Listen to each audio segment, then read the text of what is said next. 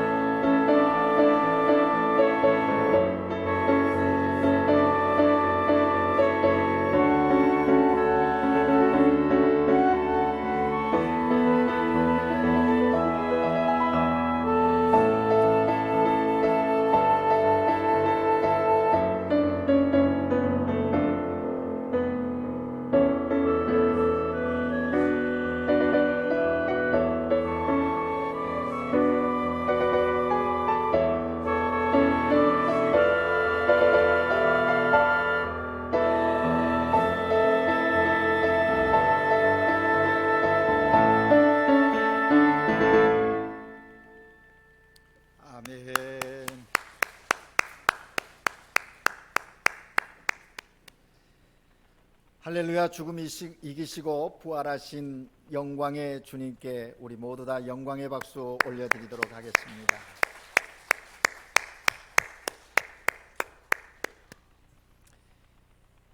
예수님은 부활하셨습니다.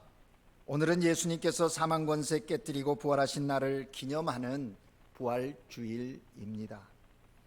예수님은 죄악으로 죽어가는 인간에게 영원한 생명을 주시기 위하여 부활하셨습니다.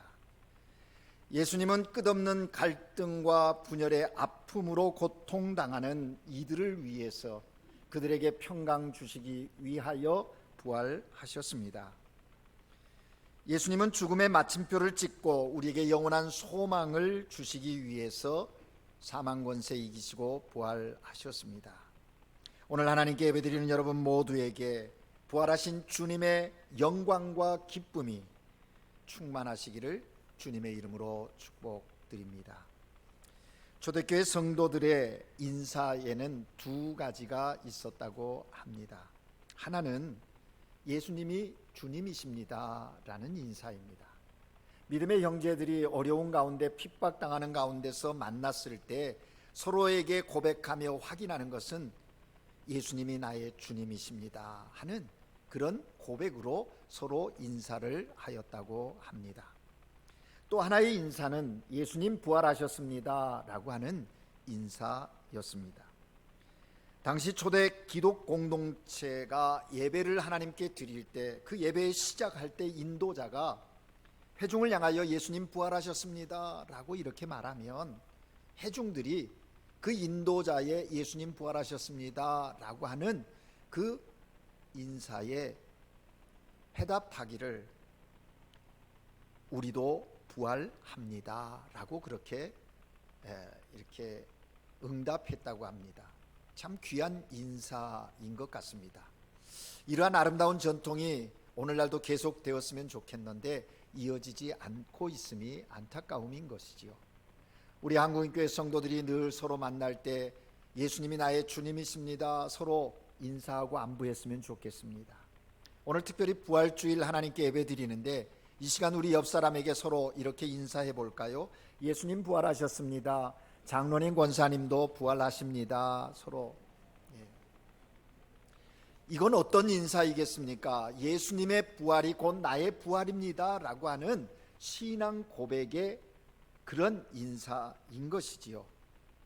바라기는 오늘 이 시대를 살아가는 그리스도인으로서 부활의 신앙을 붙들고 삶을 사는 그런 하나님의 사람들 되시기를 주의 이름으로 축복합니다. 여러분, 저는 부활절이 되면 생각나는 사람이 있습니다. 많은 사람 생각할 수 있겠지만 예수님 제자 중에 특별히 도마라고 하는 사람을 생각해 보곤 합니다. 여러분, 그의 이름을 들으면 여러분은 어떤 이미지가 떠오르십니까? 도마는 어떤 사람인가 라고 하는 그 사람에 대한 인포메이션이 여러분에게 이미 있을 것입니다. 의심이라고 하는 것이겠죠. 예수님의 제자 중에 의심이 가장 많은 사람이 도마라고 우리가 알고 있다라는 것입니다. 그래서 종종 도마는 예수님의 제자 중에 좀 못한 제자라고 생각할 수도 있습니다. 그런데 사실이 그렇지 않아요. 오늘 우리가 말씀을 들으면서 도마에 대한 생각이 좀 바꿔졌으면 하는 마음이 저에게 있는 것입니다. 도마는 의심 많은 사람의 대명사로 우리가 알고 있지만 어떤 면에서 보면 도마의 신앙은 참으로 분명했다라고 우리가 이야기할 수 있다라는 것이죠. 도마만큼 열심히 예수님을 믿은 사람도 드물다라는 것입니다.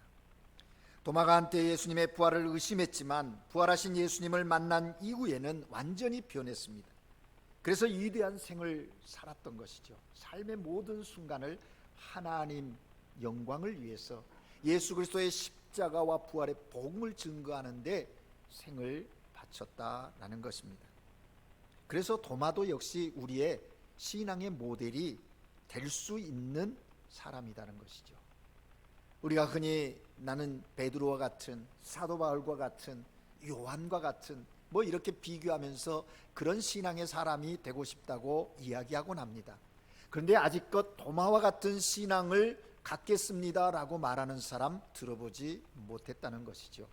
그런데 도마 역시 예수님의 제자였고 그의 신앙은 특별했다라는 것입니다.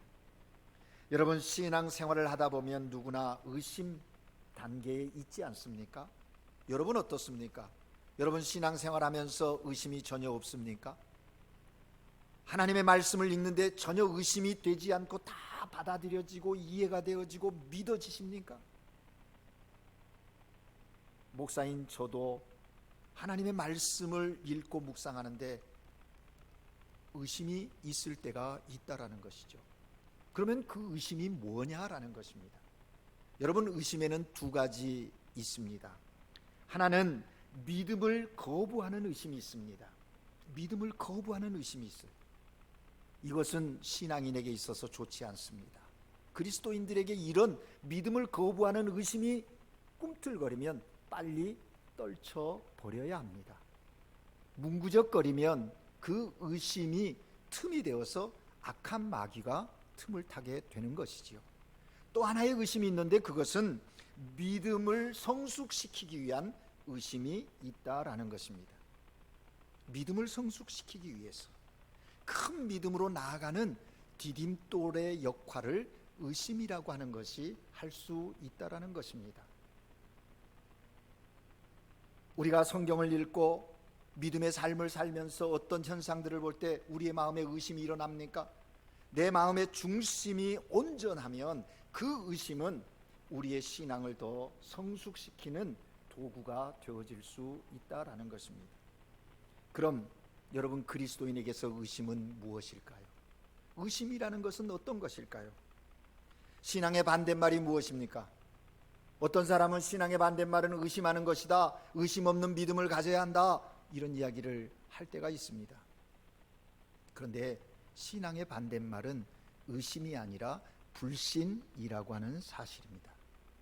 그렇다고 하면 의심은 뭐냐? 신앙과 불신 사이에 놓여 있는 우리들의 물음이다라고 이해할 수 있을 것입니다. 그러니까 내 스스로가 신앙의 삶을 살면서 의심을 갖고 질문하고 궁금해하는 그 내용들이 결과가 어떻게 되느냐에 따라서 신앙으로 가기도 하고 불신앙으로도 가게 된다라는 것이죠. 그럴 때 우리는 올바른 의심을 할 수 있어야 한다라는 것입니다. 그래서 그 의심이 유효함이 있다라는 것이죠. 도마처럼 철저히 의심해 본 사람이 오히려 더 큰 확신을 갖게 되면 흔들리지 않습니다. 따라서 우리는 의심하는 사람들을 부정적으로만 생각해서는 안 될 것입니다. 믿음 생활하면서 누군가가 무언가를 궁금해하고 의심할 때 그를 무시하거나 그의 믿음 없다고 정죄하면서 그렇게 규정지어서는 안 된다는 것이죠. 조심해야 한다 하는 말씀입니다. 왜냐하면 그 의심을 통해서 자기 자신의 믿음을 점검하면서 성숙해가는 사람들이 있는 거예요. 우리가 로마서를 읽었습니다. 사도 바울은 로마서에서 이야기합니다. 너희가 믿음이 연약한 자들의 궁금함을 업심여기지 말라, 그렇게 말하고 있습니다. 좀 내가 안다고 그들의 의심하는 것을 비판하지 말라는 것입니다. 그래서 그 연약함, 그 믿음들을 세워주라 권면하고 있는 것이지요.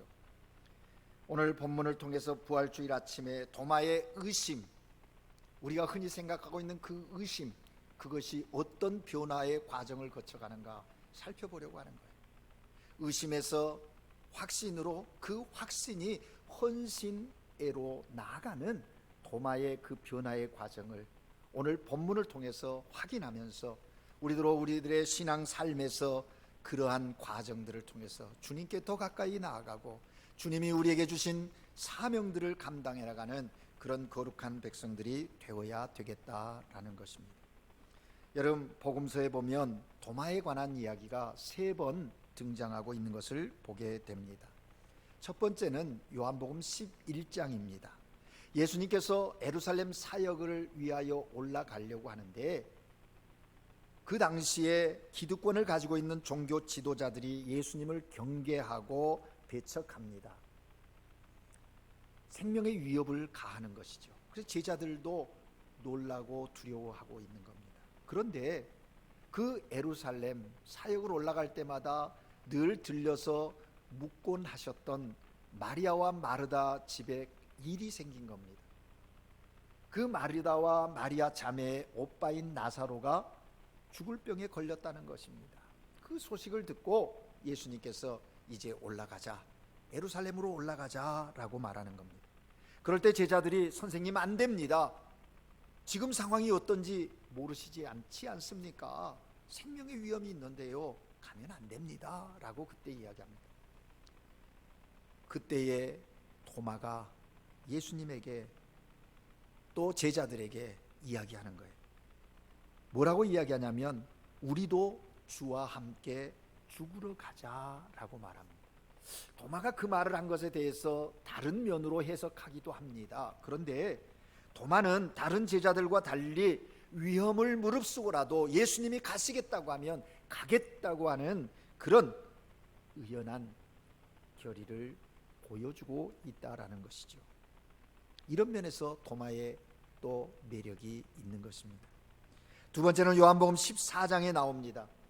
예수님께서 이제 십자가의 죽음을 예언하시고 말씀하시고 부활에 대한 이야기도 다 하시고 제자들의 발을 씻기시고 이제 요한복음 14장, 15, 16, 17장 다락방 강화가 전개되지 않습니까? 14장에 보면 이제 제자들과 이별을 앞두고 근심하는 제자들에게 예수님께서 그들을 안심시키기 위해서 말씀하시는 내용이 나옵니다. 그 내용이 뭐냐면 내가 너희를 위하여 처소를 예비하러 간다. 그리고 다시 데리러 올 것이다 라고 예수님께서 제자들에게 말씀하십니다. 그런데 그때에 이 말을 듣고 도마가 예수님께 말씀하는 거예요. 주여, 주께서 어디로 가시는지 우리가 알지 못하거늘 그 길을 어찌 알겠습니까? 라고 도마가 예수님에게 말하는 거예요. 무슨 내용입니까? 주님, 잘 모르겠습니다. 주께서 어디로 가시는지 우리가 어떻게 알겠습니까? 주님이 이제 곧 죽겠다는 말씀인지 살겠다는 말씀이신지 우리를 보호하겠다는 말씀이신지 우리를 버리겠다는 말씀이신지 잘 알지 못하겠습니다 라고 도마가 예수님에게 이야기하는 것입니다. 이런 도마의 모습을 보면 도마는 굉장히 단도직입적인 사람입니다. 자신에게 궁금한 것이 있으면 멈칫거리지 않고 망설임이 없이 질문하는 그런 유형의 사람이라는 것이죠. 여러분 신앙생활 하다가 궁금하고 의심되는 것 있으면 머뭇거리지 말고 물으십시오. 하나님께 기도하십시오. 성령님이 깨우쳐 주도록 기도하십시오. 아니면 믿음의 공동체 안에 앞선 믿음의 사람들에게 도움을 청하십시오. 내가 할 수 없다고 이게 무슨 의미인지 좀 가르쳐 달라고 겸손하게 요청할 수 있는 그런 사람들이어야 합니다. 도마의 이런 반응에 예수님께서 뭐라고 말씀하시는가요? 우리가 잘 아는 요한복음 14장 6절의 말씀 기억하십니까? 내가 곧 길이요 진리요 생명이니 나로 말미암지 않고는 아버지께로 올 자가 없느니라. 예수님께서 궁금해하는 도마에게 분명하게 말씀해 주고 계시는 것을 발견할 수 있습니다. 그리고 이제 복음서의 세 번째 나오는 도마의 내용이 오늘 우리가 읽은 본문의 내용입니다. 부활하신 예수님께서 제자들이 모여있는 집으로 찾아오셨습니다. 그때 마침 하필이면 그 자리에 도마가 없었던 거예요. 예수님께서 제자들에게 오셔서 평강을 이야기하고 그들에게 손에 못자국과 가슴에 창자국을 보여주시면서 부활하신 주님이 제자들에게 평강을 빌었습니다. 그런데 그 자리에 도마가 없었다는 거예요. 다른 제자들이 예수님께서 오셔서 우리에게 말씀하셨다 이야기하면서 소식을 전하는데 도마가 도무지 믿으려 하지 않습니다. 그 내용이 22절이지요. 25절이지요. 다른 제자들이 그에게 이르되 우리가 주를 보았노라 하니 도마가 이르되 내가 그 손에 못자국을 보며 내 손가락을 그 못자국에 넣고 내 손을 그 옆구리에 넣어보지 않고는 믿지 않겠노라고 도마가 이야기합니다. 제자들의 이야기를 듣고도 믿지 않는 거예요.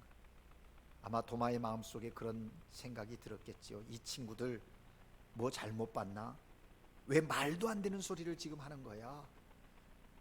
우리 주님이, 우리 선생님이 돌아가셨잖아.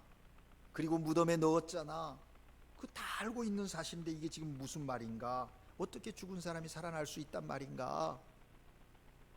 도마의 마음속에 그런 생각. 예수님이 부활하셨고 자신들을 찾아오셨다는 제자들의 이야기를 도무지 듣지 않으려고 합니다. 내가 경험해야 되겠다는 것입니다. 여러분, 이런 도마의 모습을 보고 우리는 어떻게 이야기할까요? 믿음 없는 사람이라고 몰아붙일 수 있을까요? 우리는 한번 생각해 볼 수 있어야 합니다. 그런데 여기서 우리가 잠깐 묵상해야 하는 것은 도마가 왜 예수님의 부활을 믿지 못하게 되었는가, 왜 의심하는 자가 되게 되었는가 하는 것입니다. 본문을 보면 두 가지 정도를 생각해 볼 수 있습니다. 하나는 부활하신 예수님을 만나지 못했기 때문이라는 거예요. 만나지 못했으니까 믿지 못하게 되었다라는 거예요. 오늘 본문 24절에 그 이유를 설명합니다.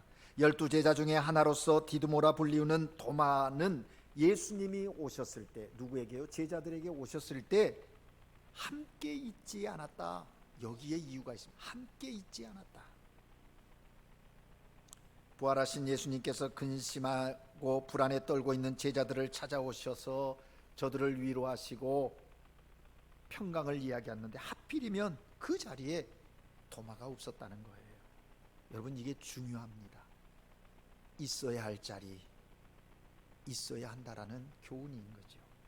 여러분, 우리도 종종 비슷한 일들을 신앙생활하면서 경험하지 않습니까? 이 말씀은 아무개 집사가 들어야 되는데 그 집사가 이 자리에 없는 거예요. 그 집사가 꼭 들었으면 좋겠는데. 은혜의 자리, 말씀의 자리에 있어야 하는데 그 자리에 없었기에 그때 주시는 하나님의 말씀을 듣지 못했다라는 것이죠. 주님을, 부활하신 주님을 만나지 못했다는 것이죠. 여러분은 어떻습니까? 신앙의 삶을 살면서 있어야 할 자리, 함께 해야 할 자리에 늘 함께 계십니까? 이번 고난주간을 지내면서 고난주간 새벽기도회와 성금요 예배, 교회 가운데서 함께 그 주님의 고난에 동참하며 우리의 신앙의 삶을 점검해 보자고 함께 마음을 모았는데 있어야 할 그 자리에 있지 아니함이 우리에게 있지는 않았습니까? 여러분, 말씀을 듣는 자리에 빠지는 것 좋지 않습니다. 물론 들을 기회가 여러 번 있지만 그 기회를 놓치다 보면 도마와 같이 억지를 부린다든지 또 책망을 당하는 그런 자리, 그런 꼴이 될 수 있다라는 것입니다. 여러분, 의심 많고 자기 주장이 강한 사람은요, 다른 사람들의 증거도 들으려 하지 않습니다. 자신이 믿을 수 있는 증거를 확보하기 전에는 믿지 않으려는 태도를 갖는다는 것이죠. 그런 사람들에게는 어떻게 보여줘야 합니다. 보여줘야. 그런데 아쉽게도 보여주시는 그 자리에 도마가 함께 있지 않았다라는 것이. 또 두 번째 이유는 약속의 말씀을 잊고 있었기 때문이라는 것입니다. 예수님은 공생의 기간에 제자들에게 세 차례에 걸쳐서 부활하실 것이라고, 고난당하시고 부활하실 것이라고 말씀하셨습니다. 예수님의 이 메시지는 그 무엇보다도 중요한 메시지인 거예요. 제자들에게 주신 주님의 약속인데 사랑하는 제자들이 이 주님의 약속의 말씀을 잊어버리고 있었다라는 것이죠. 어쩌면 제자들은 자신들이 입장에서 듣고 싶은 말만 들었는지 모릅니다. 자기들이 가지고 있는 기대가 있고 자기들이 생각하는 무언가가 있으니까 그것과 부합되어지지 않는 주님의 이야기는 그냥 흘려버렸는지도 모릅니다. 여러분은 어떻습니까? 나 중심적으로 자기 중심적인 신앙의 틀 속에서 내게 유익한 것만 받아들이고 조금만 불편하고 조금만 희생해야 되고 조금만 누군가에게 손해를 보아야 하는 그런 이야기요 말씀이라면 그냥 흘러버리는 그런 모습들은 아닌지요. 제자들의 이 모습을 우리는 한번 살펴보는 것이죠. 여러분, 예수님께서 첫 번째 순환에 대해서 말씀하실 때 가이사랴 빌립보에서 하셨거든요. 베드로의 신앙 고백을 듣고 그 다음에 첫 번째 십자가의 고난과 부활에 대한 이야기를 했습니다. 그때 베드로가 이야기합니다. 그런 일이 있어서는 안 됩니다, 선생님. 그 일은 일어날 수도 없습니다. 그렇게 얘기했죠. 그때 예수님께서 베드로를 꾸짖으셨던 사실을 우리는 주목해야 합니다. 여러분, 제자들은 다른 말은 잊어도 주님이 말씀하신 이 말은 기억해야 했을 것입니다. 왜냐하면 예수님이 이 땅에 오신 목적과 그 행하시는 사역의 핵심이 거기에 있었기 때문인 것입니다. 그런데 제자들은 이 약속의 말씀 잊어버렸더라. 그러니 부활하셨다는 주님, 그 주님에 대하여 오히려 놀라고 또 믿음이 없기에 불안해하고 두려워했었다라는 것입니다. 아마 도마가 이 약속을 기억했더라면 다른 반응을 보였을 거예요. 제자들의 이야기를 듣면 그러냐고, 내가 믿고 있었다고, 우리 주님이 정말 말씀하신 대로 부활하셨군요, 그러면서 기뻐했을 것이라는 것이죠. 그런데 도마는 그러하지 못했다. 여러분, 이러한 도마를 부활하신 주님이 그냥 포기하셨습니까? 오늘 본문을 보면 보지 않고는 믿지 않겠다고 반응을 보인 도마에게 예수님께서 포기하지 않고 찾아가시는 부활의 주님을 우리는 본문에서 만날 수 있습니다. 본문 26절 함께 읽겠습니다. 본문 26절을 함께 읽습니다. 시작. 여드레를 지나서 제자들이 다시 집 안에 있을 때에 도마도 함께 있고 문들이 닫혔는데 예수께서 오사 가운데 서서 이르시되 너희에게 평강이 있을지어다 하시고 아멘. 여러분 보십시오. 부활하신 주님께서 처음 모든 제자들을 위하여 찾아오셨습니다. 그래서 제자들에게 평강을 주셨어요. 그런데 그 자리에 누가 없었어요? 도마가 없었어요. 그래서 여드레 후에 8일 후에 다시 제자들이 모여있는 그 자리를 주님이 찾아가셨습니다. 그런데 여러분, 읽어서 알지만 다름이 뭡니까? 앞에 첫째는 도마가 없었지만, 함께하지 않았지만, 두 번째 주님이 찾아가셨을 때에는 도마가 함께 있었다고 기록하고 있는 것을 봅니다. 도마도 함께 있고 라고 기록하고 있는 것이죠. 그러니까 두 번째 방문은 다분히 부활하신 주님의 의도적인 방문임을 확인할 수 있는 것이죠. 누구를 위해서? 도마를 위한 방문이라는 것을 확인할 수가 있는 것입니다. 어쩌면 부활하신 주님은 이때도 도마가 없었으면 또 다음에 또 찾아가실 겁니다. 부활하신 주님은 사랑하는 제자, 비록 의심이 있다 할지라도 그 의심이 믿음의 성숙을 위한 의심임을 아시기에 포기하지 않고 찾아가시는 주님의 모습을 발견할 수 있다라는 것입니다. 그도 그럴 것이 두 번째 찾아오신 예수님이 도마에게 가까이 가시는 것이죠. 그리고 말씀하십니다. 그게 27절 말씀이에요. 도마에게 이르시되 내 손가락을 이리 내밀어 내 손을 보고 내 손을 내밀어 내 옆구리를 넣어보라. 그리하여 믿음 없는 자가 되지 말고 믿는 자가 되라 말씀하십니다. 여러분, 이 말씀이 반복되는 것 느끼십니까? 도마가 제자들의 이야기를 들었을 때 난 이래야 믿겠다 그랬어요. 그러니까 예수님께서 그 도마의 그 의심한 그대로 말씀하시는 거예요. 내 손 내밀어서 내 손의 못자국을 보고 내 손을 내밀어서 내 옆구리의 창자국을 만져보라고 말씀하시는 거예요. 그러면서 뭐라고 말씀하십니까? 믿음 없는 자가 되지 말고 믿는 자가 되라. No seas incredulo sino hombre de la fe. 믿음 있는 자가 되라고 예수님께서 말씀하십니다.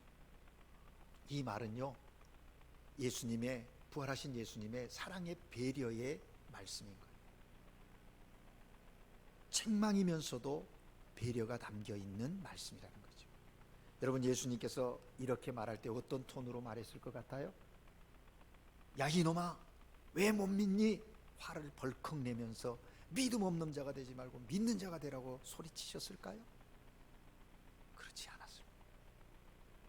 사랑이 빼어있는 마음으로, 긍휼의 마음으로, 애야 믿음 없는 자가 되지 말고 믿는 자가 되라 당부하시는 주님의 부드러운 음성임이 분명합니다. 여러분, 이러한 예수님의 말씀에 도마는 어떤 반응으로, 많은 사람들이 도마가 그 예수님의 말씀을 듣고 그 손의 못자국과 그의 창자국을 만져봤을 것이다, 아니야 만져보지 않았을 것이다, 뭐 여러 가지 이야기를 합니다. 관점의 차이가 있겠지요. 많은 사람들이, 우리 한국적인 정서에서는 아마 도마가 그냥 주님을 보고 그 손과 그 옆구리 손도 대보지 않고 무릎을 꿇었을 것이라. 그런데 여러분, 유럽 서양 쪽의 해석들은요 또 다른, 보라 하니까 직접 경험하는, 경험해보고 넣어보고 확실하게 확인한다. 그런데 저는 생각합니다. 그것 두 가지가 다 중요해. 이쪽이든 저쪽이든 중요하지 않다고. 중요한 것은 그 부활하신 주님의 음성을 듣고 자신 앞에 나타난 그 부활하신 주님을 만나고 도마의 반응이 무엇이었느냐라는 것입니다. 28절에 보니까 도마가 대답하여 이르되 하면서 주님 앞에 도마가 신앙을 고백합니다. 나의 주님, 나의 하나님이십니다 라고 고백하고 있다라는 것입니다. 여러분 보십시오. 이제 도마가 의심에서 확신으로 나아갔습니다. 그 확신의 찬 고백은 신앙의 고백이었다는 것이죠.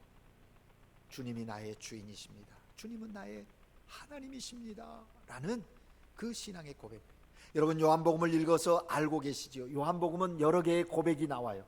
1장에서부터 시작되어진 나다나엘의 고백이라든지, 쭉 오다가 베드로의 고백, 또 이 마지막 끝부분에 도마의 고백으로 이 요한복음을 마무리하고 있다는 것이죠. 신앙의 고백이. 여러분, 그리스도인의 믿음의 삶은 신앙 고백적인 삶입니다. 여러분의 삶에 예수 그리스도의 부활에 대한 신앙의 고백이 확실해지기를 주님의 이름으로 축복합니다. 의심 많은 사람이 확신하잖아요. 그 다음에 어떻게 됐어요? 그 확신이 헌신으로 바뀌어지는 것을 보게 돼요. 도마는요, 전해지는 전승에 의하면 제자들 중에서 가장 먼 인도에 가서 복음을 전했다는 거예요. 인도에 가서 복음을 전해서 그곳에서 순교했다라는 것입니다. 그래서 지금도 인도 체나이 지역에 가면 도마의 그 선교를 기념한 교회, 순교를 기념한 교회가 성도마 교회가 거기에 있다라는 것입니다. 여러분, 그렇습니다. 의심에서 확신으로, 확신에서 헌신해 나가는 도마의 한 그 신앙의 여정을 보면서 오늘 우리들에게 도전되어지는 것이 많지요. 이제 도마의 신앙 고백을 들으신 주님께서 도마에게 또 오늘 우리에게 이렇게 말씀하십니다. 26절입니다. 29절입니다. 예수께서 이르시되 너희는 나를 본고로 믿느냐? 보지 못하고 믿는 자들은 복되도다 말씀하십니다. 이 말씀은 오늘날 우리에게도 유효한 말씀입니다. 여러분, 우리가 봄으로만 믿습니까? 보지 않고 믿음이 복됨인 줄 믿으시기를 바랍니다. 여러분, 예수님께서 부활 승천하신 후에 육체로 더 이상 이 세상에 계시지 않으셨습니다. 제자들이 나가서 복음을 전할 때 예수님의 어떤 초상화를 만들어 가지고 이분이 예수님이다, 이분이 부활하신 분이시다, 그렇게 설명하지 않았어요. 단지 말씀만 전했는데 수많은 사람들이 그 말씀을 듣고 십자가와 부활의 복음을 듣고 회개하고 예수를 믿게 되었더라 하는 것입니다. 오순절 성령 강림 후에 오늘날까지 예수를 보고 믿는 사람은 한 사람도 없습니다. 그저 전해지는 말씀, 선포되어지는 말씀을 통해서 예수 그리스도를 나의 주, 나의 하나님으로 고백하고 있다는 거예요. 어떻게 이것이 가능합니까? 우리 안에 내주하시는 성령의 능력으로 가능합니다.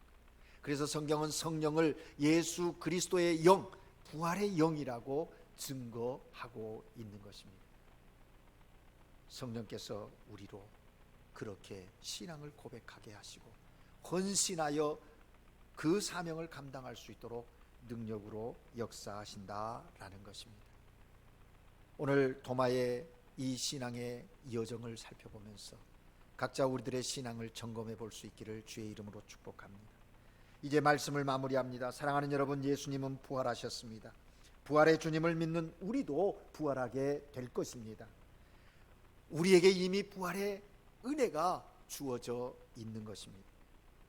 우리는 이 부활 신앙을 믿음으로 고백하며 살아가는 하나님의 사람들입니다.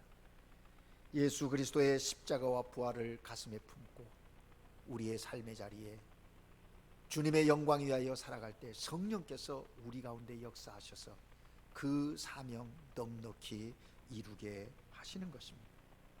우리는 부활이요 생명이신 예수 그리스도로 말미암아 이 부활의 신앙을 가지고 부활의 생명의 능력으로 삶을 살아가는 거룩한 하나님의 사람들입니다.